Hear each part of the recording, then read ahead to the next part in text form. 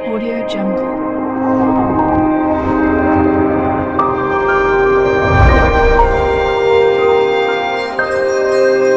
Audio Jungle. Assalamualaikum warahmatullahi wabarakatuh. Yang kami hormati Bapak Kepala Sekolah SDN 302, yang kami hormati Ibu Bapak beserta rencana tindak lanjut merancang pembelajaran berbasis proyek dengan komunitas pelajar sekolah. Pertama-tama, marilah kita panjatkan puja puji syukur kita kehadirat Allah Subhanahu wa Ta'ala karena berkat rahmat dari Dia kita dapat berkumpul di pagi hari ini. Kemudian yang kedua, tidak lupa pula kita aturkan salawat beserta salam kunjungan anak Nabi besar Muhammad Sallallahu Alaihi Wasallam dengan sama-sama mengucapkan Allahumma sholli ala Sayyidina Muhammad wa ala ali Sayyidina Muhammad. Baiklah ibu bapak guru yang terhormat, pada hari ini kita akan mengikuti kegiatan rencana tindak lanjut terkait dengan merancang pembelajaran berbasis proyek dengan komunitas sekolah. Acara pertama pembukaan. Untuk lebih barokahnya kegiatan kita pada pagi hari ini, marilah kita sama-sama membuka acara ini dengan sama-sama melafazkan basmalah. Bismillahirrahmanirrahim. Acara kedua yang pengantar dari Ketua Komunitas Belajar Sekolah SD Negeri 3 Tanjung Bua. Dalam hal ini akan disampaikan oleh Ketua Komunitas Bapak Haji Sujai SPD. Kepada beliau waktu dan tempat dipersilakan. Bismillahirrahmanirrahim. Assalamualaikum warahmatullahi wabarakatuh.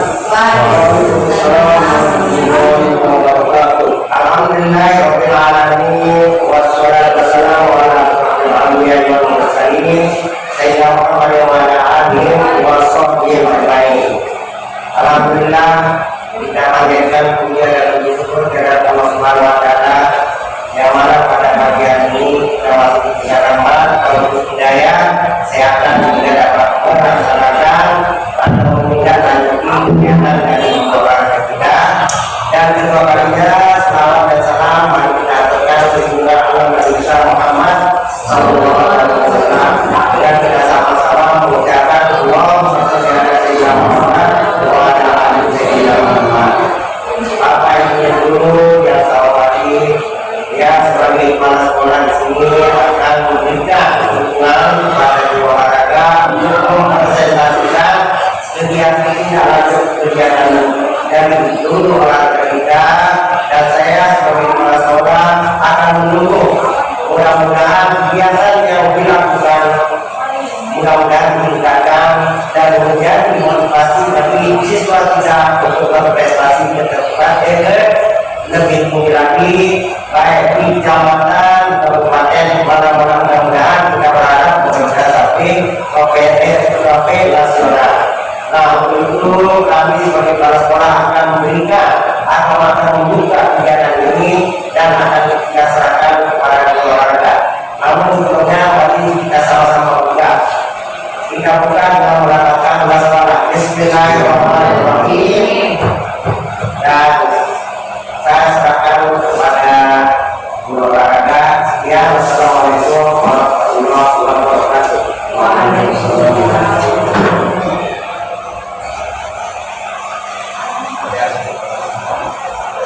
terima kasih disampaikan kepada Ketua Komunitas Belajar Sekolah SDN 302. Selanjutnya adalah pemaparan dan akan langsung disampaikan oleh Bapak Mas Budi Surya Antoso SPD. Kepadanya disilakan. Assalamualaikum warahmatullahi wabarakatuh.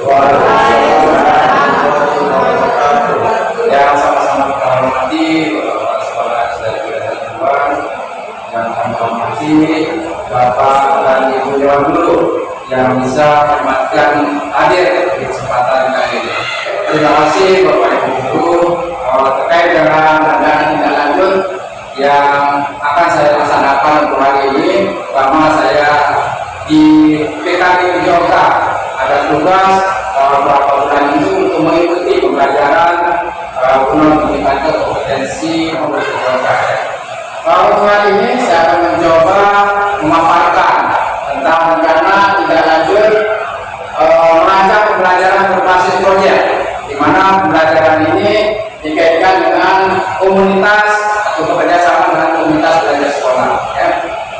Jadi bagaimana kita menggerakkan komunitas belajar sekolah itu agar tercipta kolaborasi kerjasama antara semua stakeholder yang berada di sekolah ini, sehingga dengan adanya kerjasama atau komunitas ini terbentuk, sehingga apapun yang akan kita laksanakan terkait dengan pembelajaran di sekolah ini insya Allah berjalan dengan lancar. Baik, untuk hari ini saya mencoba menyusun judul dengan tema gerakan sehat ikut turnamen futsal, ya, atau diisikan dengan musik. Kenapa saya mengangkat turnamen futsal? Karena kita tahu sendiri bahwa SDN di Tanjung Luar ini sangat mengemari yang namanya permainan bola, terutama di futsal. Ya, tidak lepas dari masyarakat, yaitu di kalangan masyarakat, anak-anak, remaja, dewasa, sampai semua masyarakat itu senang dengan yang namanya bola. Ya, seringkali kita melihat anak-anak kita di keluarga pembelajaran itu menyalurkan minatnya dalam bermain bola, sehingga dengan dasar itu saya mencoba bagaimana potensi dan skill yang mereka miliki kita coba melaksanakan dengan kegiatan turnamen futsal. Untuk kegiatan turnamen futsal ini saya melakukan pendekatan dengan model SEM. SEM itu adalah sport education model, ya, di mana pendekatan pembelajaran di Jogja yang memberikan pengalaman pembelajaran yang komprehensif, ya, yang relevan dan kehidupan nyata, serta bertujuan mengembangkan keterampilan taktik strategi dalam memberikan tanggung jawab pada peserta. Maksudnya di sini saya ingin suatu model pendekatan di mana suatu kegiatan yang akan kita lanjutkan itu memberikan peran kepada peserta itu, bukan hanya jadi pemain, bukan hanya jadi peserta, tetapi anak-anak itu akan kita berikan peran menjadi panitia. Ada yang jadi pelatih, ada yang menjadi wasit, ada yang menjadi komentator, dan ada yang menjadi manajer. Sehingga dari sana produknya adalah mereka bisa membuat suatu event di mana mereka akan bertanggung jawab di event tersebut untuk menyelesaikan sampai selesai. Ya.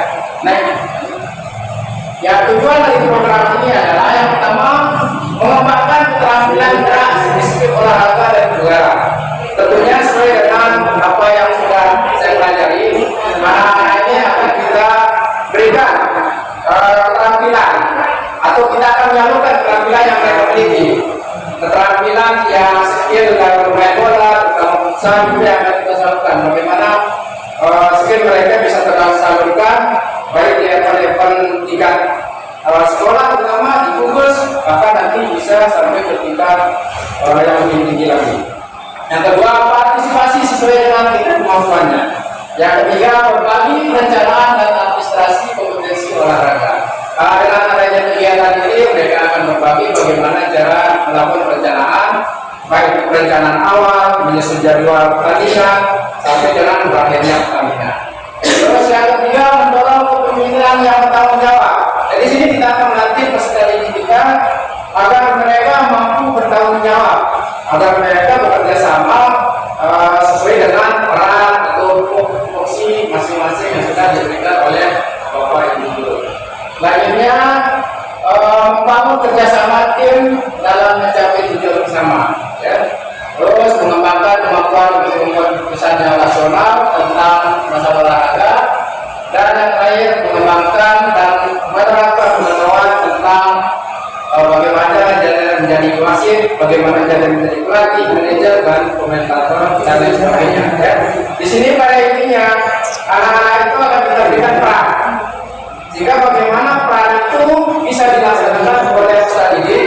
sehingga kedepannya mereka akan muncul jiwa bertanggung jawab, jiwa kerjasamanya berperan seperti ya. Adapun capaian langkah-langkah dan hasil yang diharapkan, yang pertama capaian program, tentunya peserta didik diharapkan mampu memahami, kemudian menjalankan acara bersama-sama kegiatan yang akan dilaksanakan, dan misalnya kendala yang terjadi dalam kondisi yang nyata. Maksudnya di sini anak-anak itu akan berusaha bekerjasama dengan rekan-rekannya bagaimana bisa mensukseskan atau menyelesaikan suatu event atau turnamen yang akan dilaksanakan dalam turnamen besar, sehingga mereka akan bekerjasama berkolaborasi dengan temannya. Dari sana kita akan memberikan proyeknya. Ya, proyeknya adalah turnamen itu agar bisa berjalan dengan baik. Yang kedua, peserta didik memiliki sikap positif dalam pembelajaran. Yang kita berikan motivasi kepada peserta didik agar mindset mereka selalu ke depan, mindset mereka harus berkembang, sehingga bagaimana pembelajaran itu, terutama di pembelajaran berbasis proyek itu, mereka kedepannya bisa memiliki skill, bisa memiliki keterampilan dalam menjalani hidupnya kedepannya. Terus selanjutnya, peserta didik mampu beradaptasi meningkat diri dengan berbagai situasi dan tantangan. Tentunya suatu event atau suatu turnamen akan memiliki tantangan, akan memiliki cobaan. Di sana bagaimana mereka memecahkan suatu masalah tersebut sehingga kegiatan yang dilaksanakan bisa berjalan dengan lancar. Langkah-langkah yang kedua, langkah-langkah yang diterapkan yang pertama, tentunya kita harus berdiskusi dulu pada pimpinan kita ya, tentang kegiatan, rencana kegiatan yang akan kita laksanakan, terutama turnamen besar ini. Yang kedua, melakukan pemetaan aset. Ya, aset-aset apa saja yang kita butuhkan dalam pelaksanaan kegiatan proyek ini, sehingga nanti kedepannya dengan adanya pemetaan tersebut kegiatan bisa berjalan dengan baik sesuai dengan rencana. Terus yang terakhir, tentunya tidak lepas dari kolaborasi kerjasama setiap bapak, ibu, rekan guru, sehingga tanpa adanya kerjasama kolaborasi kegiatan ini tidak akan bisa berjalan dengan lancar. Ya, hasil yang diharapkan. Apa hasil yang diharapkan?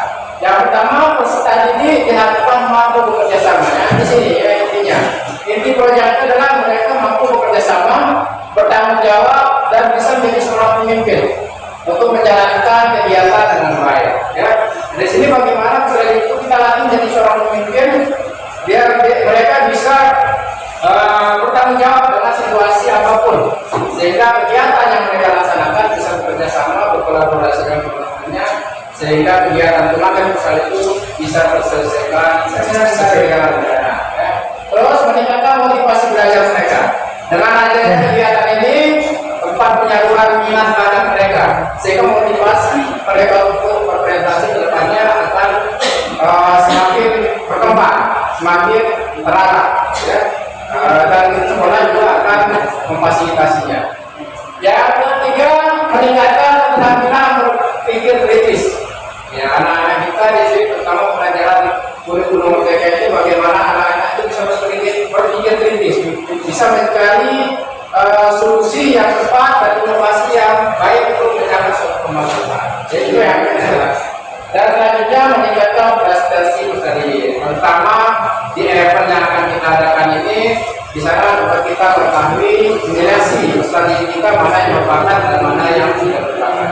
Sehingga dari sini kita akan mengumpulkan nilai dan membina agar prestasinya bisa meningkat. Ya, struktur program dan mitra dalam komunitas belajar. Ya, struktur programnya yang pertama kita akan dapat berbagai kelompok. Yang kedua, pemilihan peran. Jadi tadi akan kita buat kelompok. Setelah itu kita buat panitia dan berbagai peran. Siapa dari ketua, wakil ketua, pelatih, manajer dan sebagainya. Selanjutnya bagaimana dia bisa merancang suatu jadwal. Jadi kami sebagai wakil guru akan berperan bagaimana memberikan teknik atau cara agar merancang pelajaran, merancang jadwal yang akan dilaksanakan guna kelancaran dari suatu turnamen tersebut.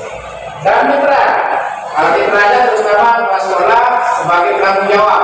Ya, kepala sekolah kita akan berikan sebagai penanggung jawab agar kegiatannya berlangsung dengan lancar. Yang kedua, para bapak ibu dewan guru akan terlibat dalam kegiatan tersebut untuk memperlancar jalannya turnamen. Ya, kapasitas yang dimiliki di sekolah. Apa saja aset-aset yang kita miliki di sekolah?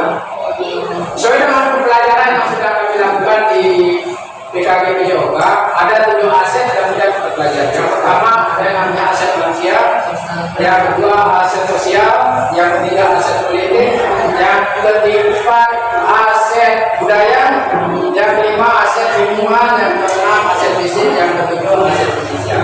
Tapi saya coba mengambil beberapa aset sesuai dengan kebutuhan kita yang dimakan. Yang pertama aset manusia meliputi segala stakeholder dalam sekolah yang berada di sekolah itu, baik kepala sekolah, guru, komite orang tua dan peserta didik. Yang kedua aset lingkungan dan aset fisik, yang pertama sarana yang kita butuhkan dalam kegiatan turnamen besar tersebut. Apa saja yang kita butuhkan, pertama lapangan, sekolah, bola dan sebagainya.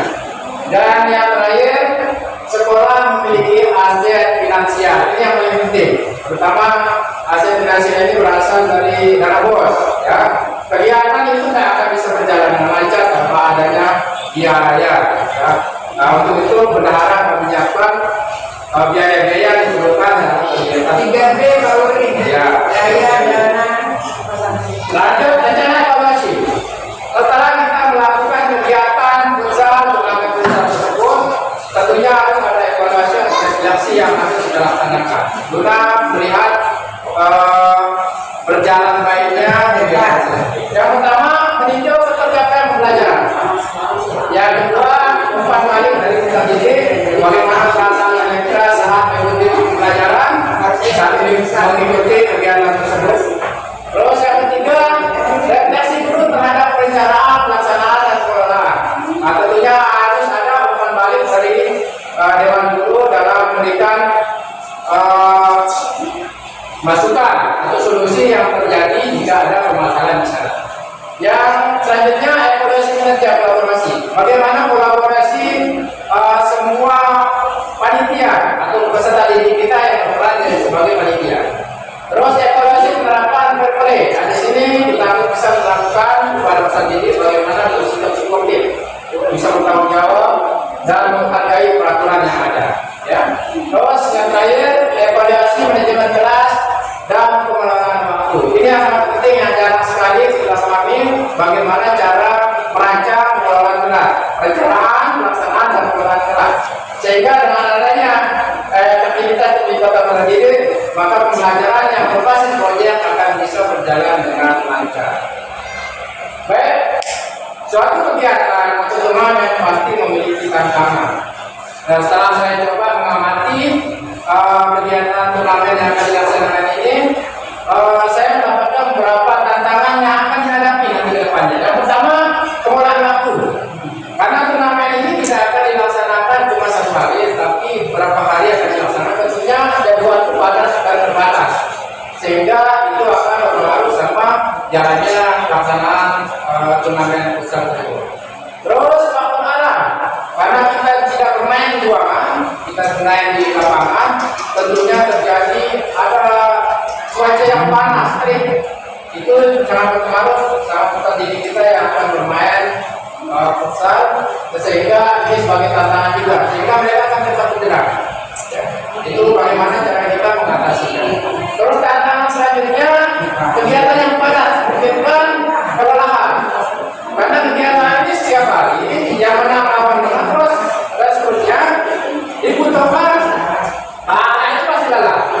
Dibutuhkan bagaimana solusi yang tepat agar peserta didik tidak mengalami kelelahan. Dan yang terakhir di sini kemampuan setiap individu yang berbeda. Jadi saya rasa di setiap kelas, terutama di kelas 4 dan kelas 6 memiliki perbedaan, baik perbedaan skill, postur itu mempengaruhi dia.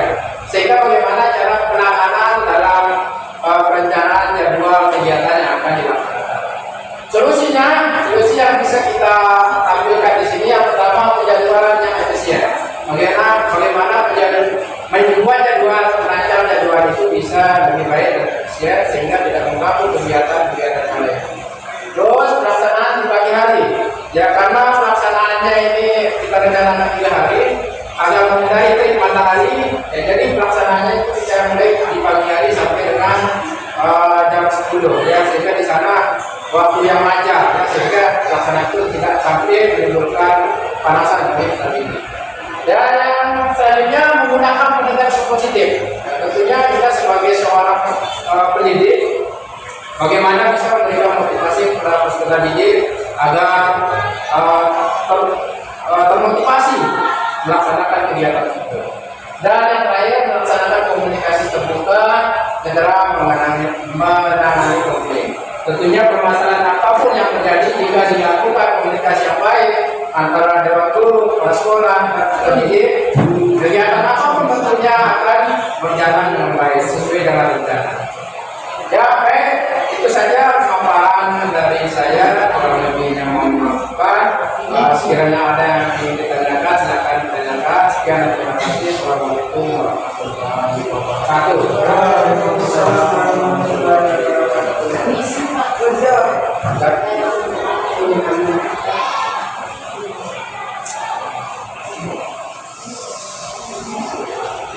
Dan demikianlah acara kita pada hari ini. Semoga apa yang telah dipaparkan oleh Bapak Mas Kuri tadi bisa menjadi inspirasi buat kita untuk merancang pembelajaran khususnya yang berbasis proyek. Walaupun mungkin kita bukan adalah guru PJOK, tapi mudah-mudahan dari isi paparan tadi bisa kita jadikan inspirasi untuk merancang pembelajaran seperti yang tadi. Kemudian acara